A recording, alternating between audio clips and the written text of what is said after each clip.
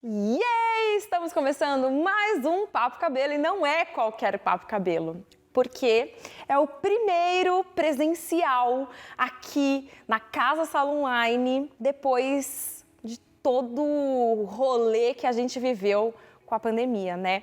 Então eu tô muito feliz, estou aqui com as minhas fichas, senti saudades das minhas fichas e estou presencialmente com a convidada de hoje. A gente vai falar de um assunto que é muito importante, que parece simples, que é uma coisa que a gente faz todos os dias, mas é um assunto que rende muito.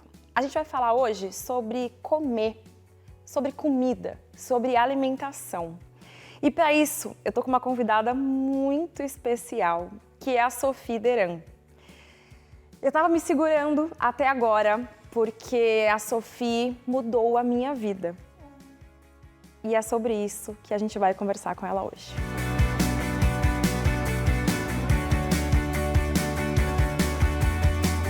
Sophie? Nossa, Sim. fiquei emocionada. Sim, não sabia. eu tô me segurando aqui ao seu lado pra não lhe falar antes da entrevista começar o quanto você fez a minha cabeça, a minha chave mental mudar. Eu pensei muito em como começar essa entrevista, como falar sobre... Porque assim, eu tenho aqui as minhas fichas que eu senti falta e todo um roteiro que hoje eu não vou seguir. Porque, pra mim, é quase um recado da vida você estar na minha frente, de verdade. Eu li o seu livro, O Peso da Dieta, há muitos anos, quando eu estava numa fase muito complicada comigo mesma, com o meu corpo. Eu trabalho com a minha imagem. Eu trabalho com exposição de imagem, eu recebo comentários de pessoas falando sobre o meu corpo todos os dias.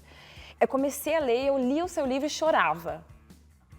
Eu queria muito que você soubesse disso, ninguém que está aqui sabe. Eu sabia que eu ia te entrevistar e não falei nada para ninguém. Então, bom, vamos lá. Sophie é nutricionista comportamental. Como é que eu descrevo? Porque você é tantas coisas.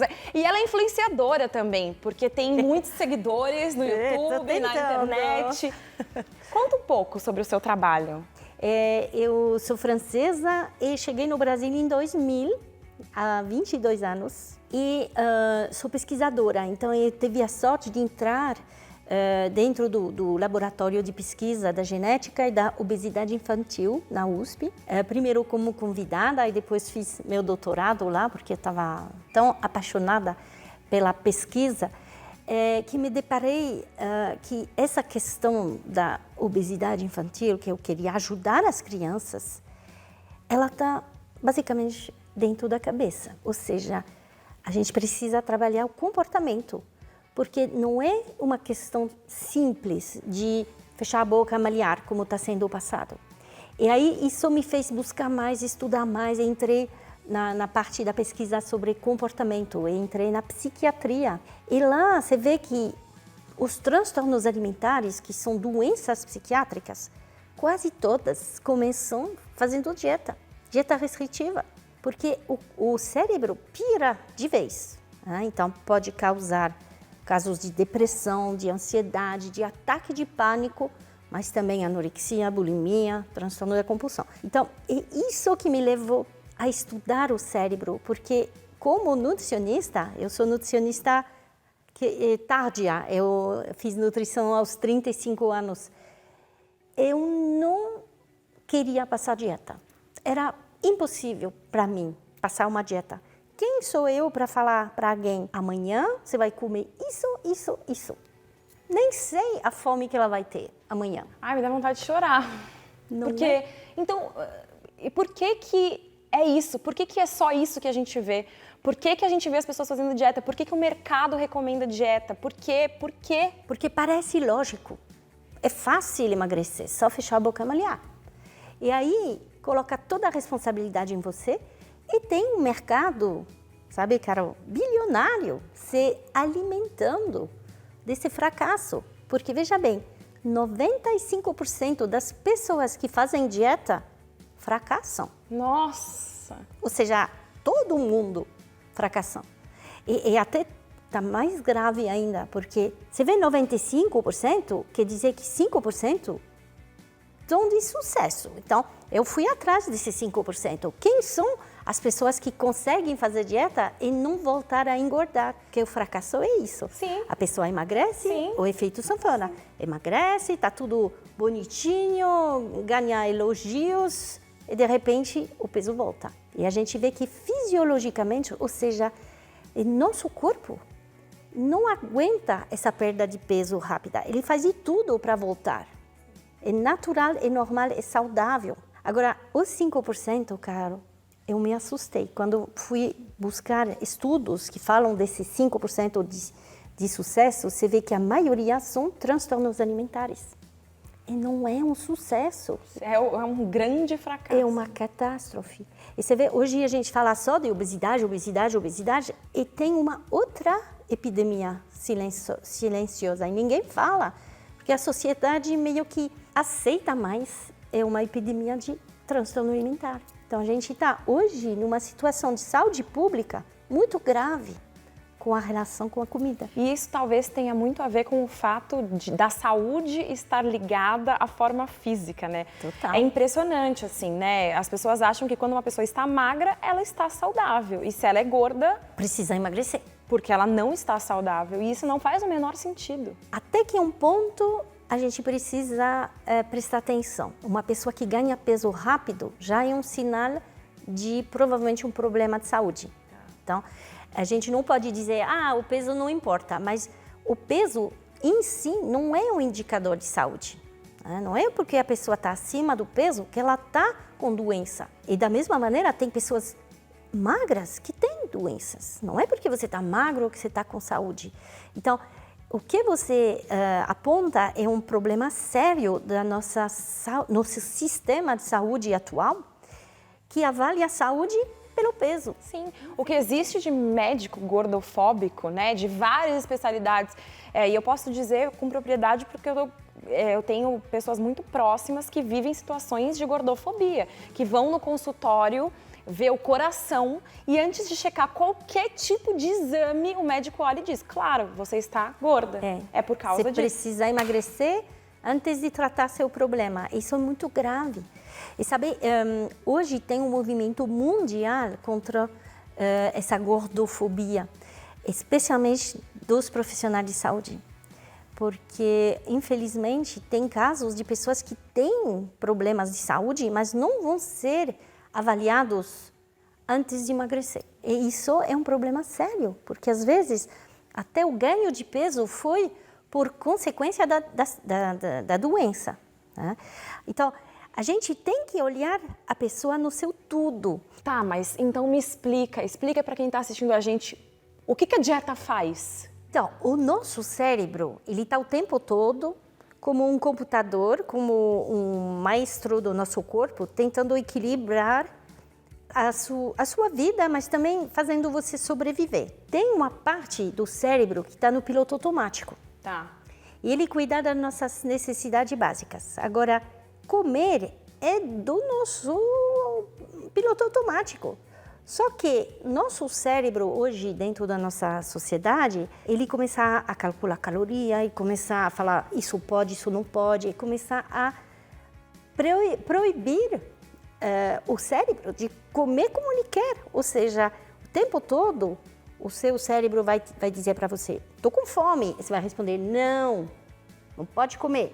Ou vai falar, pode comer, mas não isso.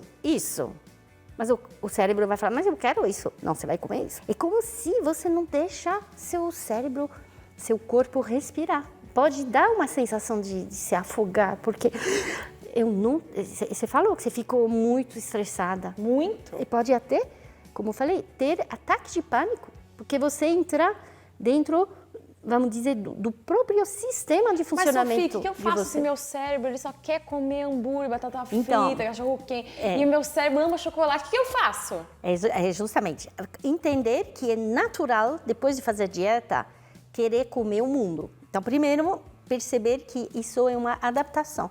Então, o que a ciência fala hoje é que nós nascemos intactos, ou seja, a gente nasce, sabemos fazer a diferença entre fome e saciedade. Você tem um bebê lindo. Sim, era exatamente. Ele está totalmente conectado com ele. E a gente perde. E uma das coisas que faz mais perder esse contato com o que eu quero, ou estou com fome de quê, é fazer dieta. Quando você começar a impor regras, você perde esse contato com você. E seu cérebro começar a dar uma adaptação. Nossa, eu estou dizendo para ela comer, ela não come, então vou aumentar meu apetite? E a gente vê cientificamente que quanto mais dieta você faz, mais apetite você tem. Meu Deus! E sabe, é interessante porque mesmo voltando a comer, vamos dizer, mais tranquilamente, seu apetite continua grande, porque é uma adaptação do cérebro. O seu cérebro pensa que você vive uma vida complicada, sem comida ou sem a comida necessária. Então ele vai fazer de tudo para você comer mais, para você só pensar em comida, sonhar sobre... Eu tenho pacientes que me falam, nossa, doutora Sofia, eu sonhei sobre pão francês. Eu sou muito essa pessoa. Aí eu sempre pergunto, você está fazendo low carb? Tá. Que está na moda. Só que quando você corta carboidrato, o seu cérebro vai fazer de tudo para você só pensar no carboidrato. Então tá, basicamente, quanto mais dieta você faz, talvez você consiga viver no modo restritivo por um curto período de tempo, porque o seu cérebro não vai fazer com que você viva de dieta restritiva para sempre, né? É difícil. Ele vai se adaptar e vai fazer de tudo para você fracassar na dieta. E por isso... O que a gente... Sofia, o que a gente faz então? Se eu quero emagrecer, se eu não tô feliz com o meu... Sei lá, o que eu faço? Então, primeiro entender que o peso, ele é consequência. Não é atacar o peso. Tá. O peso, ele tá desse jeito porque você não escutou o seu cérebro. Ou seja, ele te faz comer mais. E aí, uma das adaptações do cérebro, quanto mais dieta você faz, não somente mais você vai pensar em comida, mas você vai usar comida para tudo. Ah, sim. Estou feliz? Vou comer. Estou triste? Vou comer. Estou com saudades? Comer. É isso. Ansiedade, comer. Vou comer. Tédio, comer. Saber que eu até cheguei a ter paciente que me falaram uma vez que eles estavam melhor. Nossa, doutora Sofia, até vontade de fazer xixi, eu ia comer. Ai, meu Deus! Porque quando você está totalmente desconectada, você acaba usando a comida para resolver tudo, desconforto e até alegria. Uma coisa que é muito doida, assim, é o lance da saciedade, né? Isso eu percebi lendo o seu livro e hoje, anos depois, com a introdução alimentar do meu filho, do Manuel. Que é, assim, várias vezes eu continuei comendo, mesmo estando absolutamente satisfeita. E ali no tratamento diário com o Manuel, na introdução alimentar dele, quando aconteceu, eu lembro de perguntar para a nutricionista que me acompanhou nesse momento, mas como eu vou saber se eu paro de dar comida? E ela respondeu, ele simplesmente não vai mais comer. E aí eu falei, nossa! E você nasceu assim. Essa questão da saciedade, que é, na realidade, o quanto cheio você se sente, a saciedade vai te fazer parar de comer. Só que ela demora para ser escutada pelo cérebro, porque é o cérebro que comanda quando você vai comer e quando você vai parar de comer. E quando a gente vem de uma história de dieta, tá um pouquinho complicado, porque o cérebro já vê oportunidade de comer, opa, ela está comendo, eu vou comer. E a gente vê que a velocidade de comer aumenta. Quanto mais dieta a gente faz, mais rápido a gente come. A informação para o cérebro dizer pode parar de comer, ela demora uns 20, 25 minutos. E aí, você faz o quê? Tô com fome ainda. A fome ainda tá grande, então vai repetir, vai comer mais. Mas concorda comigo que quando a saciedade chega, você pensa, exagerei. De Exato, novo. que é aquela, a gente faz a brincadeira, né? Que, não vou conseguir levantar daqui. Justamente porque eu não esperei Isso o tempo, se reeduca, viu? É importante entender que o Manuel, ele está intacto, graças a você, Olha, parabéns. Veja só. Parabéns, porque você soube respeitar ele. Você soube confiar que ele é capaz de dizer quando está cheio. E é possível que uma pessoa como eu, que assim, né, enfim, né, sou uma mulher de 35 anos que trabalha com imagem e que tem esse micro histórico que te contei aqui. É possível que eu me reeduque ao ponto de emagrecer?